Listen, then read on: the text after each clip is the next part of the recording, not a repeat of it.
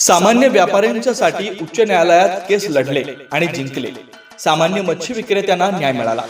विटा येथील विटा मायनी रोड भाजी मंडईतील मच्छी मार्केटचा प्रश्न मार्गी लावण्यासाठी आणि सातत्यानं पाठपुरावा करणारे व मदत करणारे विटा नगरीचे सुपुत्र व लोकप्रियता असणारे वकील श्री ॲडव्होकेट अविनाश पाटील यांनी मुंबई उच्च न्यायालयात मोलाचं योगदान दिल्याबद्दल त्यांचं व विटा भाजी मंडईचा राजा गणेशोत्सव मंडळ भाजी विक्रेते व फळ विक्रेते तसेच अन्य व्यापारी तसेच विटेकर नागरिकांचे मनापासून जाहीर आभार.